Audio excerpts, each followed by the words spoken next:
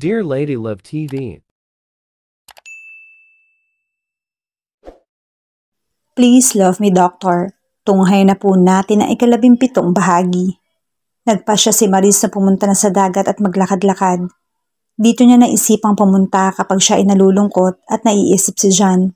Dahil sa dagat din siya nito huling dinala at huli niyang nakasama.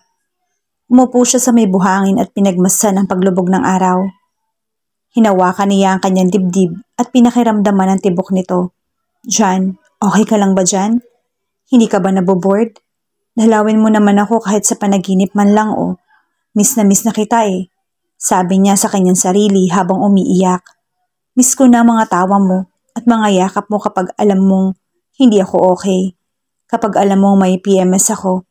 Ikaw mismo nagdadala minsan sa bahay ng mga gusto kong kainin tapos aasarin mo ako.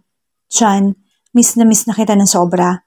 Sigaw ni Maris habang nakaupo siya at hawak nito ang dibdib. Hindi niya na mapigilan pa ang humagulhol dahil sa sakit ng kanyang nararamdaman. Hindi dahil sa sakit niya sa puso, kung hindi dahil sa pagkawala ng kaisa-isa niyang matalik na kaibigan. Naramdaman niyang may isang palad ang humagod sa kanyang likod. Napatingin siyang bigla dito. Pinahid niya ang kanyang mga luha at pinakatitigan niya ito. Ang gwapo naman ito. Bakit parang malungkot din ang mga mata niya? Dinadamayan ba din niya ako? Bulong niya sa kanyang sarili. Pasensya ka na ha. Naingayan ka ba sa akin? Nahihiya niyang wika. Ngumiti naman ng bahagya ang lalaki. Ang gwapo, parang si John ngumiti. Okay lang, maganda yung naiilabas mo yan kaysa kinikimkim mo. Mas lalong masakit. Mahirap talaga mawala ng minamahal sa buhay. Malungkot niyang sabi habang nakatingin sa dagat at katabi ko na ring nakaupo. Nawalan ka na ba ng minahal? Hindi mo na siya sumagot at sinulyapan ako. Yeah. 3 years ago, namatay yung sister ko sa sakit. Lag ko siyang dinadala sa tabing dagat. Paborito niya kasing mamasyal sa tabing dagat. Kaya kapag nalulungkot ako, nagpupunta lang ako sa dagat. Ikaw, sino si John? Boyfriend mo? Tanong niya habang nakatingin sa akin. He's my best friend. Malungkot kong wika sa kanya at nagbabadya na naman pumatak ang aking mga luha. He's my heart donor. At tuluyan ng pumatak ang kanyang mga luha. Oh, I'm sorry. Okay lang. Ngumiti ako ng mapait sa kanya. Mag-isa ka lang ba? May asawa ka ba or girlfriend? Napataas naman siya ng kilay sa tanong ko. Nako, nagalit yata siya. Kasi naman feeling close yata ako. Wala akong asawa o kaya girlfriend. Saglit siyang natigilan. Bumuntong hininga muna siya at saka ako tinitigan. Nagulat ako sa sunod niyang ginawa. Nag-flip pa siya kunwari ng buhok na animoy mahaba ito. Napamaang ako at hindi makapaniwala. Napakurap-kurap ako na siya namang ikinatawa niya. Oh, anong masisay mo? May girlfriend or asawa ba? Ang lagay na to? Ha, ano? Tumawa naman siya ng malakas dahil sa nakita niyang reaksyon ko. Kung ano man niyang iniisip mo, well, tama ka. I'm gay. Joke la, Serena. Bisexual or whatever it is. Itinatago ko lang kasi hindi ako pwedeng magbulgar. Alam mo na ang food rebels ko. Baka lagyan niya ako ng make-up sa magkabilang mata. Pareho naman kaming natawa sa sinabi niya.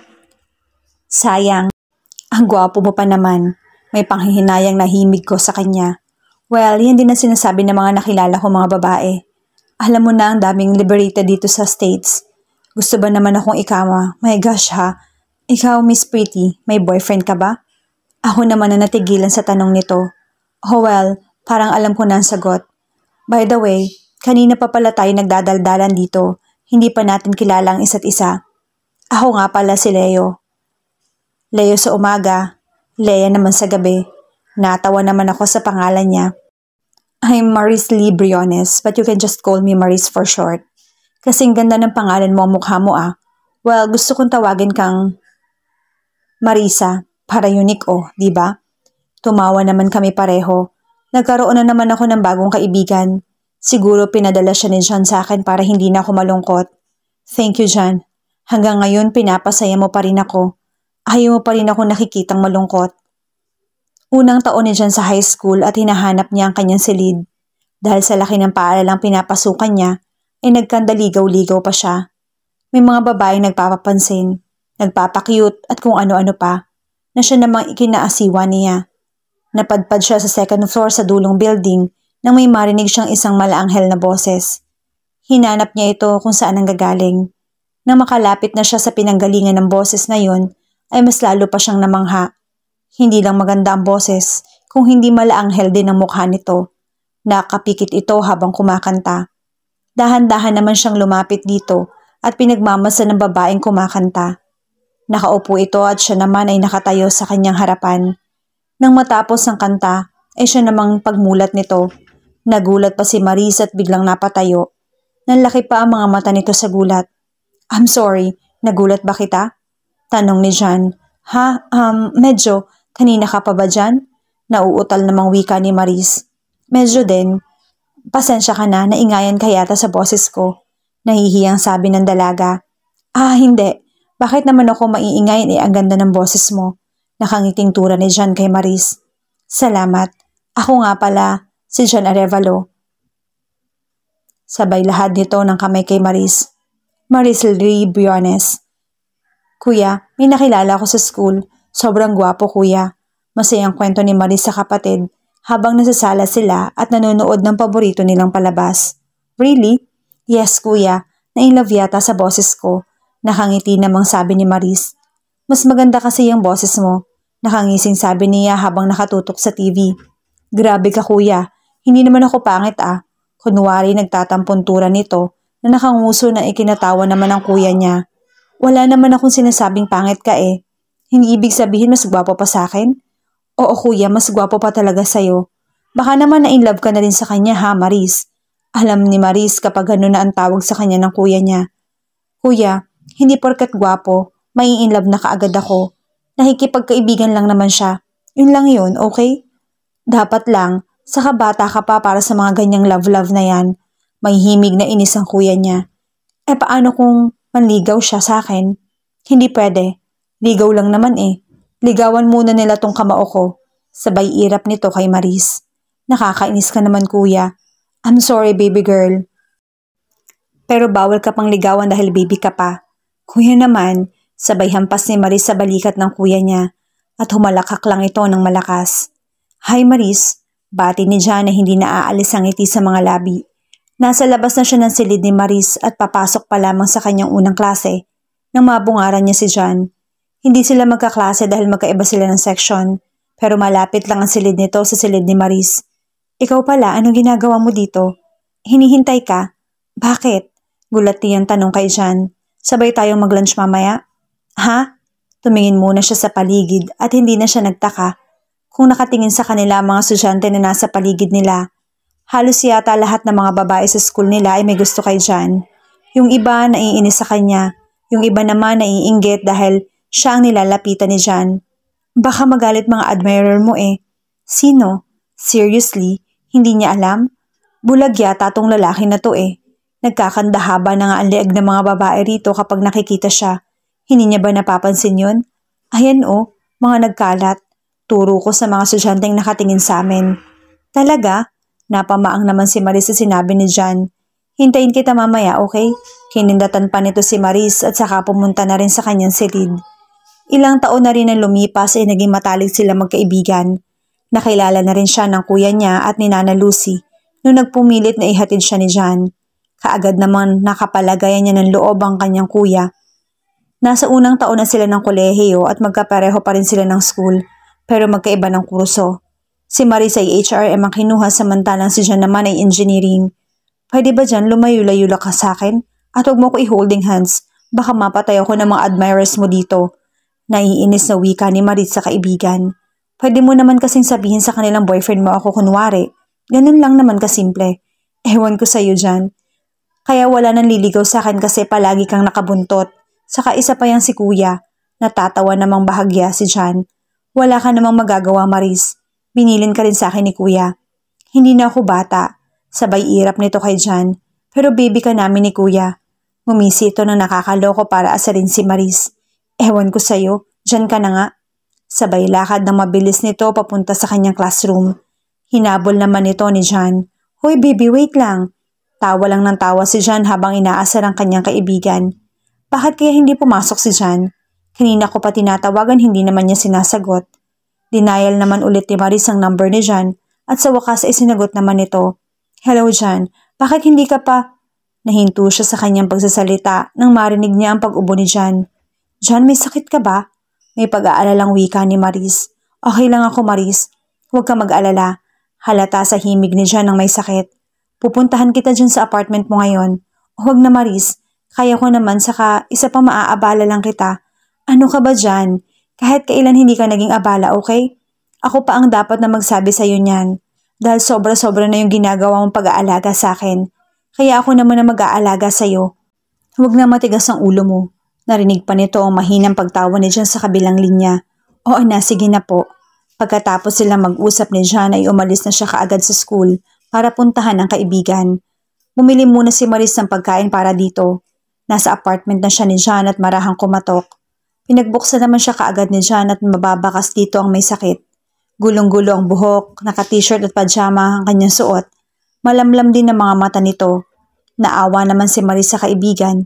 Mabuti at tinalaw niya ito para kahit papaano ay maalagaan niya ito katulad ng pag-aalaga nito sa kanya. Pumasok siya sa loob ng apartment at inilagay sa mesa ang kanyang biniling pagkain para rito. Hinanda niya ang soup na binili niya at gamot na iinumin pagkatapos nitong kumain. Pumasok si Maris sa kwarto ni Jan, bit-bit ang pagkain at gamot. Jan, bumangon ka muna dyan at kumain para makainom ka ng gamot mo. Pinatong ni Maris Andre sa side table nito. Bumangon naman si Jan at naupo. Sumandal ito sa headboard. Sinimula na ni Maris subuan si Jan. Pagkatapos itong kumain, ay pinainom niya ng gamot. Magpahinga ka na babantayan kita hanggang sa makatulog ka. Oh, wag na Maris, kaya ko naman eh. At isa pa, ikaw dapat ang magpahinga. Bawal kang mapagod. Okay na talaga ako dito. Total na alagaan mo na ako. Maya-maya wala na rin akong sakit kasi ang sarap mo mag-alaga. Biro nito sa kaibigan. Bolero. O siya, aalis na ako. Kapag may kailangan ka, tawagan mo ako ha. Tumango lamang si Jan. Tatayo na sana siya nang hawakan ni Jan yung braso niya. Bakit? Takang tanong ni Maris. Umiling lamang si Jan at bigla siya nitong niyakap. Ramdam pa nito ang init ng katawan niya dahil sa sakit nito. Thank you Maris. Bulong nito habang yakap niya ang kaibigan. Ano ka ba? Kaibigan kita Jan. Magsalita pa sana siya nang biglang magsalita ulit si Jan. Yeah, I'm your friend anyway. Nagtaka naman si Maris sa sinabi ng kaibigan. Kumalas naman ito sa pagkakayakap at hinarap si Maris. Kaibigan mo? Kaibigan mo ba talaga ako?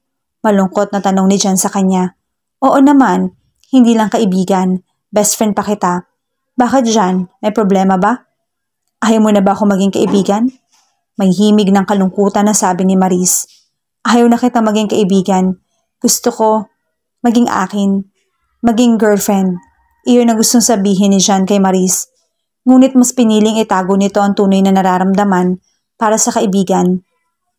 Dahil natatakot siyang lumayo ito kapag nalaman niya na may pagtingin siya rito. Hindi naman sa ganon. Mas swerte lang ako kasi best friend kita. Sana manatili ka pa rin sa tabi ko hanggang sa pagtanda natin. Oo naman, kahit magkaroon na tayo ng mga sarili-sarili nating pamilya, mananatili pa rin ako sa tabi mo at ganun ka rin sa akin. Nakangiting wika niya kay Jan na ikinangiti naman ng kaibigan. Promise Maris, hinding-hindi kita iiwan. Mananatili lang din ako sa tabi mo kahit na bilang isang kaibigan mo lang. Nasa veranda si Maris ng kwarto niya at umiinom ng mainit na gatas habang nakaupo ito at tinititigan ng kalangitan. Inaalala niya mga panahong kasama niya pa si Jan. Sabi mo hindi mo ako iiwan. Nandito ka lang sa tabi ko. Pero iniwan mo pa rin ako. Hindi mo alam kung gaano kasakit sa akin yon. Tumulo na naman ang kanyang mga luha. Pumasok naman si Nana Lucy sa kanyang kwarto at nilapitan siya. Iha, namimiss mo na naman ba si Jan? Hindi ka naman niya iniwan. Diba ang sabi niya, pakiramdaman mo lang yung puso mo. Nandyan lang siya kapag namimiss mo siya. Malungkot na wika ni Nana Lucy kay Maris. Ngumiti lamang ito ng pilit. Hindi ka ba uuwi ng Pilipinas, Iha? Si Doc Mark, malamang namimiss ka na nun. Ano ba kasi nangyari sa inyong mga bata kayo? Saglit na hindi nakapagsalita si Maris at tumingin sa malayo. I think mahal niya pa yung ex niya, Nana Lucy. Nagtataka naman si Nana Lucy sa sinabi ng alaga niya. Iha, baka nagkamali ka lang. Mahal na mahal ka ni Doc Mark at kita ko yun nung saglit kang nawala. At saglit na nawala ng buhay. Akala nga namin ay wala ka na. Sobra siyang nasaktan nun at hindi siya tumigil sa pagre-revive sa'yo. Paliwanag naman ni Nana Lucy. I heard him, Nana. Nagsimula na naman pumatak ang luha ni Maris nang maalala niya ang sinabi ni Mark sa kausap nito. Iha, kung ano man yan, kausapin mo siya para maliwanagan ka. Umiling naman si Maris at hindi pa rin tumigil ito sa pag-iyak. Niyakap na lamang siya ni Nana Lucy. Yes, come in. Tugon ko sa kumakatok sa aking opisina. Nakatutok naman ako sa aking laptop at binabasa ang mga files ng aking pasyente. Narinig ko ang pagbukas nito at saka ko lamang ito sinulyapan. Napatayo ako na makita kung sino yon. Mars? Agad kong bungad sa kanya. Kumusta Doc Mark? Sagot naman siya ng ngiti. Mabuti naman, upo ka. Umupo siya sa katapat ng aking lamesa at ako naman sa aking swivel chair. Kailan ka pa dumating? Nung isang araw pa. Si Maris, how is she? Tinitigan niya muna ako bago muling salita. She's okay. Unti-unti na siyang nakaka-recover. But, putol naman ito sa kanyang sasabihin. Nakita ko pa ang lungkot sa kanyang mga mata. What happened? May nangyari bang masama sa kanya? Walang nangyari. Yung donor niya kasi. Si John. Nanlaki ang aking mga mata sa kanyang sinabi. Hindi ako makapaniwala. Kinwento niya kung paano nangyari. Inaalala ko si Maris. Alam kong nasaktan siya dahil sa pagkawala ng kaisa-isa niyang matalik na kaibigan. Napabuntong hininga ko sa aking nalaman. Mas nagulat pa ako sa sinabi ni Kuya kung bakit gusto niya munang matatili sa ibang bansa. Look, hindi ko alam kung ano nangyari. Hindi naman kami nagkita nung time na yun eh. She told me that you cheated on her. Ewan ko, basta yun lang ang sinabi niya tapos nakikita ko pa siyang umiiyak. What? Napatayo ako bigla sa aking upuan at napahilot sa sentido. When did I cheat? Wala akong ibang babae, okay? Ayaw niya makipag-usap sa'yo, Doc. I told her na kailangan niyang linawin ang hindi niyo na pagkaunawaan. But she refused. Napaupo ako bigla sa aking upuan at nagpakawala ng malakas sa buntong hininga. Hindi ko alam kung saan nanggaling ang balitang yon. Miss na miss ko na si Lee. Gusto ko na siyang mayakap at mahagkan. Hindi ko alam kung saan siya nakabalita, pero ito lang ang sinisiguro ko. Wala akong ibang mahal kundi siya lang.